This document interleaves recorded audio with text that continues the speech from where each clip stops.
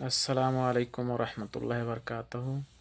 آئیے دیکھتے ہیں قبر کیسا ہو شیخ توصیف الرحمان صاحب سے۔